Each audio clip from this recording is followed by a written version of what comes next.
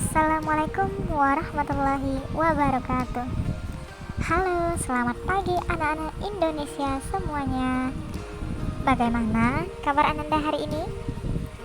Alhamdulillah, tetap semangat, luar biasa, Allahu Akbar. Sebelum belajar, kita berdoa dulu ya. Bismillahirrahmanirrahim. Rabbi srohli sodri wa yassirli amri wahlul uqdatam min lisani yafqahu qawli. Rabbi zidni ilman warzuqni fahma. Amin. Coba Ananda amati gambar berikut. Gambar apakah itu? Ya, benar sekali.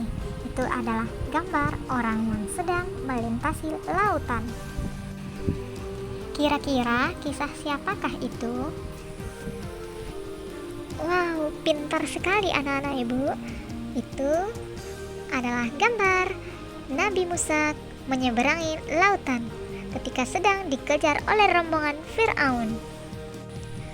Anak-anakku semuanya, hari ini kita akan belajar mengenai iman kepada Rasul Allah. Iman artinya adalah yakin atau percaya. Rasul artinya adalah utusan. Jadi, iman kepada Rasul Allah adalah mempercayai atau meyakini bahwa adanya utusan Allah Subhanahu wa Ta'ala. Allah telah mengutus sebanyak 124.000 orang nabi, dan diantaranya 313 adalah rasul. Dari jumlah yang banyak itu, hanya 25 nabi yang wajib kita ketahui. Mari kita nyanyikan yuk. Adam, Idris, Nuh, Hud, Saleh, Ibrahim, Lut, Ismail, Ishak, Yakub, Yusuf, Ayub, Su'aib, Musa, Harun, Zulkifli, Daud, Sulaiman, Ilyas, Ilyasa, Yunus, Zakaria, Yahya, Isa, Muhammad, Al-Mustafa. Nah, bisa kan anak-anak ibu semuanya menyanyikan 25 nama nabi? Iman kepada Rasul merupakan rukun iman yang keempat. Setiap muslim wajib mempercayai dan beriman kepada Rasul.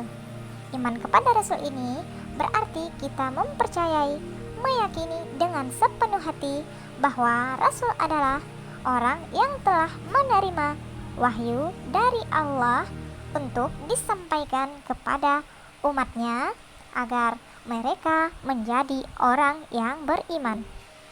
Adakah yang tahu apa perbedaan Nabi dan Rasul? Rasul menerima wahyu melalui malaikat Jibril, sedangkan Nabi tidak harus melalui malaikat Jibril. Yang kedua, Rasul menerima wahyu digunakan untuk dirinya sendiri dan umat manusia, sedangkan Nabi menerima wahyu hanya untuk dirinya sendiri. Yang ketiga, Rasul semua memiliki kitab atau lembaran-lembaran atau suhuf, sedangkan setiap nabi belum tentu memiliki kitab. Yang keempat, setiap rasul dijelaskan di dalam Al-Quran, sedangkan tidak semua nabi dijelaskan di dalam Al-Quran. Di antara para rasul itu ada yang mendapat julukan atau gelar Ulul Azmi. Ulul Azmi adalah nabi dan rasul yang memiliki kesabaran dan ketabahan yang luar biasa dalam menghadapi penderitaan dan gangguan dalam tugasnya menyampaikan ajaran Allah Subhanahu wa Ta'ala. Siapa sajakah dia? Yaitu Nabi Muhammad, Nabi Isa, Nabi Musa, Nabi Ibrahim, dan Nabi Nuh.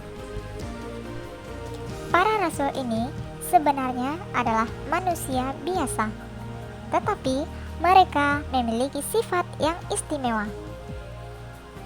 Adapun sifat wajib bagi rasul yaitu siddiq yang artinya jujur atau benar. Yang kedua, amanah artinya dapat dipercaya. Ketiga, tabligh artinya menyampaikan. Yang keempat, fatonah artinya cerdas atau pandai. Adapun sifat yang mustahil, sifat mustahil ini sifat yang tidak mungkin dimiliki oleh Rasul Allah. Yang pertama, kizib.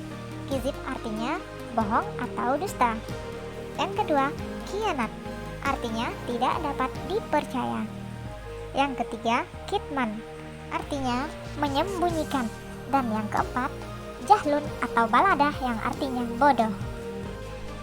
Untuk menunjang dakwah Rasul ini, Allah memberikan mukjizat kepada masing-masing Rasul karena ketabahan dan kesabaran mereka dalam menghadapi cobaan dari umat yang menentang ajaran yang mereka bawa.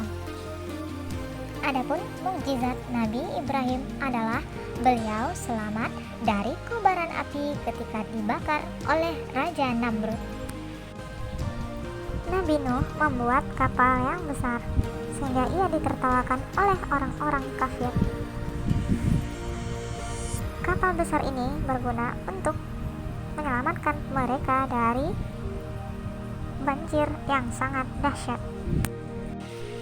Nabi Musa juga mendapatkan mukjizat yaitu tongkatnya dapat berubah menjadi ular ketika melawan Fir'aun, dan juga tongkat Nabi Musa dapat membelah lautan. Mukjizat Nabi Isa dapat menghidupkan kembali orang yang telah mati dan juga dapat mendatangkan makanan dan minuman yang diminta oleh kaumnya dari langit. Sedangkan mukjizat Nabi Muhammad SAW diantaranya adalah dapat membelah bulan, mengeluarkan air dari jarinya untuk minum para kaum muslimin. Dan juga Nabi Muhammad pergi ke langit yang paling tinggi hingga Siratul Muntaha hanya dalam waktu kurang dari 1 malam untuk menjemput sholat.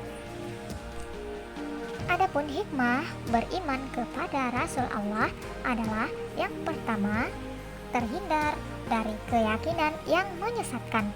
Yang kedua, perwujudan beriman kepada Allah. Yang ketiga, memiliki perilaku yang baik. Keempat, menegakkan kebenaran dan keadilan.